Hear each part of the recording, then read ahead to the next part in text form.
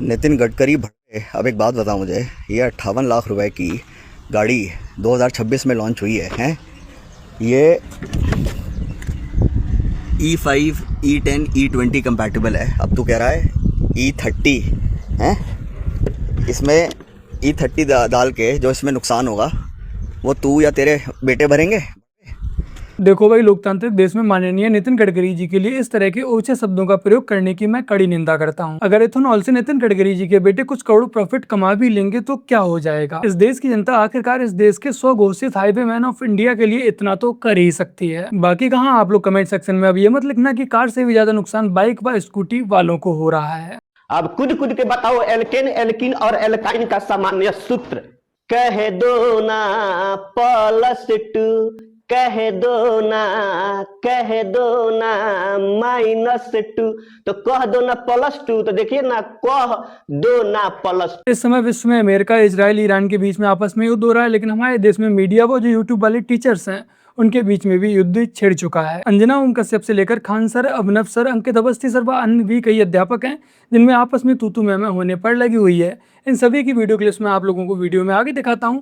उससे पहले हम लोग थोड़ा सा जरूरी टॉपिक पे बात कर लेते हैं। असद की बहन के साथ रिलेशन में था, असद ने बार बार उसको मना किया, नहीं माना, आक्रोश में आकर उसने तो मतलब आप ये मामला कुर्बानी का है ही नहीं, ये मामला हिंदू मुसलमान का है ही नहीं। तो कह रहे हैं कि उसके जो असद की बहन से प्रेम संबंध था, कहीं आप दिखा दीजिए ये प्रेम संबंध का कहीं जिक्र हो। उठाइए सोशल मीडिया कंगाली। इस जाहिल मौलाना को असद को डिफेंड करने के लिए जब कुछ भी नहीं मिला तो नाप शनाप कुछ भी आरोप लगा दो। और फैक्ट क्या है?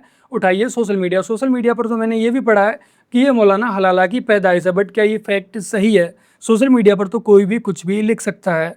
वैसे आप लोगों के लिए बता दूं कि असद की कोई बहन नहीं थी। अचानक ही ये जो हुआ इसके बारे में बस दुख है, बिल्कुल है दोनों का। दोनों का? किसका? असद का भी, इसका भी। असद का एनकाउंटर, उसका दुख है आपको? भाई बिल्कुल है, हमारी कौम से है वो। कौम से तो है, लेकिन गलत तो क्या? गलत है। आ गई ना कौम वाली बात, आगे कौम वाली बात आ गई ना, गलत है भाई। ये चीज एक हत्यारा जिसने अपने ही दोस्त के साथ विश्वासघात करके उसकी हत्या कर दी, लेकिन उसकी कौम के लोगों को उसके एनकाउंटर का दुख है और हम इन लोगों से भाईचारे की उम्मीद लगाए बैठे हैं। उन्होंने हमारी मस्जिद बनवाई, उन्होंने बनवाई, तो उसी की भरपाई आज कर रहे हैं, ताकि मस्जिद बनवाया उसका भरपाई अपना बेटा खो के किया। ईंटें भी दी हमारे लिए, सारी भरपाई आप लोगों ने ऐसे किया। मिल गया भाईचारे का फल। हिंदुओं ने चंदा इकट्ठा किया, ईंटें दी, मस्जिद बनवाई, लेकिन इसके बदले में क्या मिला? उन लोगों ने भाईचारे का असली रंग दिखा दिया। बाकी का आइए देखते हैं कि योगी जी ने इस पर क्या बोला है। आपने देखा होगा बकरीद के अवसर पर किस किस प्रकार की हरकतें हो रही थी। वो तो गनीमत है कि सरकार ने पहले से ही कदम उठाए हुए हैं, तब शांतिपूर्ण तरीके से पर्व और त्योहार हो पा रहे हैं। नहीं तो पश्चिमी उत्तर प्रदेश में तो गनीमत थी जी, सब के बारे में बड़ा मुश्किल होता था। रामनवमी, शिवरात्रि, जन्माष्टमी, दुर्गा पूजा, कावड़ यात्रा, ये सब सपने हो गए थे। बेटी स्कूल नहीं जा पा रही थी, व्यापारी सुरक्षित नहीं रह पा रहा था। और दोस्ती, कैसी दोस्ती? आपने भी गाजियाबाद में देखा होगा, दोस्ती की आड़ में छुरेबाजी, ये स्वीकार्य नहीं और कतई स्वीकार्य नहीं होगा। अगर कोई अपनी नालायक औलाद को समझा नहीं पा रहा है तो समझो कि गलती कर रहा है। अगर कोई अपनी नालायक औलाद को समझा नहीं पा रहा है तो समझो वो गलती कर रहा है।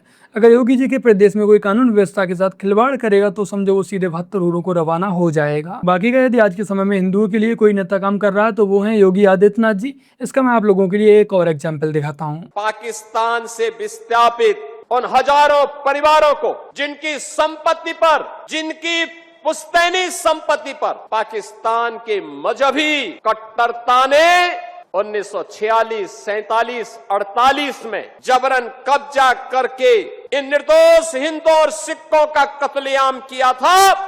1946, 47, 48 बीता, वर्ष दर वर्ष बीतते गए, दशक और दशक बीतते गए, युग में युग बीतते गए। आज चौथी पीढ़ी में यह अवसर आ पाया है जब हम इन सभी विस्थापित परिवारों को यहां पर उनकी जमीन का मालिकाना अधिकार देने की ओर आगे बढ़ चुके हैं। तो योगी जी की सरकार ने एक ऐसा कदम उठाया कि जिसकी चर्चा आज पूरे देश में हो रही है। बिजनौर में हुए एक कार्यक्रम में मुख्यमंत्री योगी आदित्यनाथ जी ने पाकिस्तान से विस्थापित हुए 1645 हिंदू परिवारों को उनकी जमीन का मालिकाना हक सौंपा है। आजादी के साल बाद भी कई परिवार ऐसे थे जिनके पास अपना घर तक नहीं था, और ये कोई सामान्य परिवार नहीं थे, ये वो परिवार थे जो पाकिस्तान से सब कुछ छोड़कर भारत आए थे। ये वो लोग हैं जिन्होंने पाकिस्तान में भेदभाव, सुरक्षा और कठिन परिस्थितियों का सामना किया था। उन्होंने भारत को चुना क्योंकि उन्हें लगा कि ये उनकी सभ्यता की भूमि है, उनकी आस्था की भूमि, उनके पूर्वजों की भूमि है। लेकिन अफसोस की बात यह है कि भारत आने के बाद भी उनका संघर्ष खत्म नहीं हुआ। कई परिवार वर्षों तक अस्थायी बस्तियों में रहे, कई परिवारों के पास जमीन का मालिकाना हक तक नहीं था। सोचिए, एक व्यक्ति अपना देश छोड़ देता है, अपना घर छोड़ देता है, अपनी जमीन छोड़ देता है और फिर नई जिंदगी शुरू करने के लिए दशकों तक इंतजार करता है। क्योंकि सच ये है कि इन परिवारों पर राजनीतिक चर्चा बहुत ही कम हुई, इनके नाम पर बहुत ही कम भाषण हुए। जब 1947 में बंटवारा हुआ था तो लाखों हिंदू, सिख, जैन पाकिस्तान में मारे गए, बहन बेटियां उठा ली गई, मंदिर तोड़ दिए गए, और जो किसी तरह जान बचाकर भारत आए उन्हें यहाँ क्या मिला? 77 साल का इंतजार और रिफ्यूजी का ठप्पा, जमीन का कोई कागज नहीं, पहचान का कोई सबूत नहीं। कांग्रेस की सरकार आई गई, सपा बसपा का राज आया गया, किसी ने हिंदू भाइयों की सुध नहीं ली। और उल्टा जब मोदी सरकार सीएए लेकर आई जो कि इन विस्थापितों को नागरिकता देती है, तब इन्हीं कांग्रेस व सपा जैसी सरकारों ने इसका विरोध किया। हमारे देश को आजाद हुए लगभग 80 साल हो चुके हैं। कई सरकारें आई, कई सरकारें गई, नेताओं ने भाषण दिए, वोट लिए, वादे किए, लेकिन हिंदू परिवारों को, जैन परिवारों को व बौद्ध परिवारों की तरफ किसी ने गंभीरता से देखा तक नहीं। बंटवारे के बाद पाकिस्तान से जो भी हिंदू, बौद्ध, सिख भारत आए, उन्हें लगा कि जब वो भारत में जाएंगे तब उन्हें सम्मान मिलेगा, उनका भविष्य वहाँ सुरक्षित होगा, उन्हें वहाँ रहने की जगह मिलेगी। लेकिन हकीकत यह है कि इनमें से कई परिवार दशकों तक अपने ही देश में एक स्थायी पहचान और अपने घर का इंतजार करते रहे। लेकिन आज आखिरकार योगी जी ने उन सभी की समस्याओं को गंभीरता से लिया और पाकिस्तान से आए 1645 विस्थापित हिंदू परिवारों को भूमि स्वामित्व के प्रमाण पत्र दिए। अब हो सकता है कि पहली नजर में ये सब एक सामान्य सरकारी कार्यक्रम लगे, लेकिन अगर आप इसकी गहराई समझेंगे तो आप समझ पाएंगे कि ये एक सामान्य सा कागज का टुकड़ा नहीं है। यह उन सभी परिवारों के लिए सम्मान का प्रमाण है, यहाँ के नागरिक होने का प्रमाण है। अक्सर राजनीति में सबका साथ सबका विकास बस एक नारा बनकर रह जाता है, लेकिन जब कोई सरकार उन लोगों तक पहुंचती है जिन्हें दशकों तक किसी ने नहीं पूछा,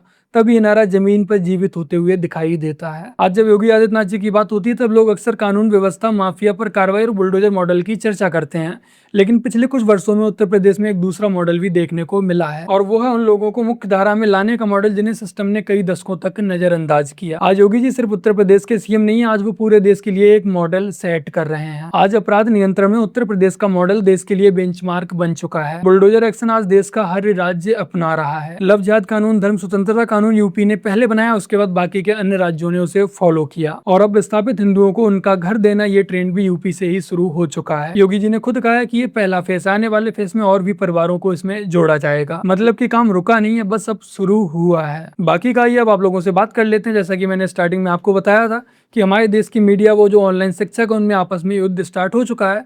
तो इस युद्ध की शुरुआत किसने की थी और कहां से हुई थी? पुतिन का इंटरव्यू लेने के लिए एकरा भेज दिया सब। अरे बाप हो बाप, पुतिन क्या सोचता होगा? अपने से सोच के देखो, क्या अंजना ओम कश्यप का ये लेवल है कि वो पुतिन से बात करें? हम तो कहते हैं कि यहाँ कोई पढ़ा हुआ अपने यहाँ से यूपीएससी या बीपीएससी का कैंडिडेट है, उसका वो इंटरव्यू न ले सकते, इसका लेने बैठल है पुतिन। मतलब देश में अब ये दिन आ गया है कि पुतिन जैसा हम इतना बड़ा देश का राष्ट्रपति, उसका इंटरव्यू लेने के लिए अंजना बैठ गई थी। खान सर को अपना काम करना था, लेकिन ज्ञान अंजना ओम कश्यप को देने लगे। भाई जो पुतिन की टीम है, उन लोगों ने भी कुछ तो रिसर्च की होगी कि उनका इंटरव्यू किसे लेना चाहिए, किसे नहीं लेना चाहिए, वो किसे देंगे या नहीं देंगे। उन्होंने भी देखा होगा किसके टीआरपी ज्यादा है, किसे देश ज्यादा सुनता है, उस अकॉर्डिंग उनकी टीम ने ही अंजना ओम कश्यप को चुना होगा। फिलहाल इसके बाद अंजना ओम कश्यप ने कुछ ये बोल दिया। स्टार टीचर्स, यूट्यूब वाले स्टार टीचर्स, जिनको कुछ जानना ना कौड़ी, कभी ब्लैक बोर्ड लेकर कुछ एक्सप्लेनर बनाते हैं, खाली व्यूज बटोरते हैं, उटपटांग ग्रैब्स लिखते हैं, और उसके बाद से अपने आप को इतना महारथी समझने लगते हैं कि कुछ लोग उनको फॉलो करने लगते हैं उनके तमाशे की वजह से, और फिर वो जाकर जहां पर जो आता है वो बोलते हैं, और उसके दम पर फिर वो पैसे वसूलते हैं, छात्रों से वसूलते हैं। ये सबसे बड़ी चिंता की बात है। ये जो एक्सप्लेनर बनाने वाले यूट्यूबर्स हैं और जो शिक्षक हैं, उनमें फर्क है। वो फर्क सबको समझना पड़ेगा। ये जो आकर पैसों के लिए अपना धंधा बना रहे हैं एजुकेशन को, वो एक तरफ है, और इसी वजह से स्कूल्स, कॉलेजेस, यूनिवर्सिटीज में पढ़ाई नहीं होती है। बच्चों से कह दिया जाता है कि भैया तुम कोचिंग सेंटर कोई ज्वाइन कर लो, तभी तुम क्रैक कर पाओगे। ये कैसी व्यवस्था में हम जी रहे हैं? देखो, जो हमारे देश के मीडिया वाले हैं वो भी बहुत ही ज्यादा चिढ़े बैठे हैं, क्योंकि इनके व्यूज नहीं आ रहे हैं, कोई इन्हें देख नहीं रहा है, कोई इन्हें सुन नहीं रहा है, और सबसे बड़ी बात है कि अब कोई इनकी न्यूज़ का विश्वास नहीं करता है। अगर मैं भी कोई न्यूज़ इनके जरिए देखता हूँ, सुनता हूँ, तो एक बार किसी को बताने से पहले या उस पर विश्वास करने से पहले एक बार खुद ही जाकर मैं उस न्यूज़ का फैक्ट चेक कर लेता हूँ। बाकी का अंजना ओम कश्यप ने जब ये वीडियो बनाई उसके बाद जो और भी टीचर्स थे ऑनलाइन पढ़ाने वाले, वो इससे नाराज हो जाते हैं। फेक खबरें चलाती हो तुमने वो हेमा मालिनी के पति को मौत से 10 दिन पहले मार दिया था। तुम बोल रहे हो जो सुबह से शाम तक सिर्फ फर्जी न्यूज देते हो, बिना होमवर्क की न्यूज देते हो। तुम 2000 के नोट में चिप लगा देते हो। जो खुद किसी कौड़ी की नहीं है वो हम लोगों को कितने कौड़ियों का बोल रहे हैं, उनके हिसाब किताब के बारे में क्या कहा जाए। कहती है कि टीचर सब तो कुछ आता जाता नहीं है। अच्छा तो तुम ही पढ़ाओ, हम लोग पढ़ने आ रहे हैं। पढ़ाओ कि 2000 के नोट में चिप लगा हुआ है, पढ़ाओ। लेकिन जो अभिनव सर हैं वो अंजना ओम कश्यप की बातों को सीधा दिल पर ले जाते हैं और अपनी भावनाओं को कंट्रोल नहीं कर पाते हैं। मजाक चल रहा है, माफी मांग लेना, नहीं तो जिस दिन हम इन बच्चों को बोलेंगे ना यूट्यूब का टीचर आके कि इनकी ट्विटर फीड और इंस्टाग्राम फीड में समय राणा का कंटेंट भर दो, तो भागती भागती फिरेंगी, रात भर नींद नहीं आती है जब पर डे की 5-6 गालियां मिल रही होती हैं तब। बहुत आसान है स्टूडियो में बैठ के टीचर का मजाक उड़ाना। समय रैना के कंटेंट से इनका यहाँ पर क्या मतलब, हर कोई समझता है कि गालियां। तो क्या आप अपने छात्रों से ये कहना चाहते हैं कि जाओ अंजना ओम कश्यप के या जो भी मीडिया वाले उनके कमेंट सेक्शन में भर भर के गालियां भर दो। देखिए अभिनव सर, आप अध्यापक और आप पर इस तरह की टिप्पणियां शोभा नहीं देती हैं। माना कि मीडिया गिरी हुई है, लेकिन आप भी उस स्तर तक मत गिरिए। मेरी तो एक बात समझ में नहीं आती कि भारत के प्रधानमंत्रियों को ये इटली की महिलाएं क्यों पसंद आती है? ऐसा क्या है इटली में? मैं भी गया हूं इटली, मतलब ऐसी कोई महक तो नहीं आई बहस। ऐसा क्यों है? जब मैंने वो मोदी जी की फोटो देखी मेलोडी के साथ और वो मेलोनी के साथ और वो टॉफी देते हुए, मतलब मैं पता है कितना आगे का सोच लेता हूँ। टीचर की एक सबसे बड़ी दिक्कत होती है, हाइपोथेटिकल हो जाता है। तो शादी हो रही है मोदी जी की, मेलोनी की, कार्ड छप गए, भारत के प्रधानमंत्री यशस्वी श्री मोदी जी, नीचे ब्रैकेट में लिखा हुआ है 3 बार चीफ मिनिस्टर, तीसरी बार प्राइम मिनिस्टर, ऐसे लिखा हुआ है, चमकता हुआ चेहरा। उधर मेलोनी, नीचे वो नहीं होता बाल आकांक्षा में राहुल गांधी, मेरी मोची की छाती में जलू जलू लाना जी। अलग लेवल की चीजें हो रही हैं। सोनिया गांधी तैयारियां कर रही हैं साहब, उन्हें पता ही नहीं लड़के वाली की तरफ से, लड़की वालों की तरफ से। अलग दुनिया। देखो हमारे देश की मीडिया तो है ही गिरी हुई, लेकिन कुछ अध्यापक भी ऐसे हैं जो मीडिया को बराबर की टक्कर दे रहे हैं। अगर आपको इस तरह की फालतू की बयानबाजी करनी है तो भाई एक अलग से रील बना दो बच्चों को पढ़ाते हुए। आपके सामने जब बोर्ड है तो इस तरह की वाहियात बातें मत करो। मेरा अभिनव सर से यही सवाल है कि भाई देश के प्रधानमंत्री ने ऐसा क्या कर दिया।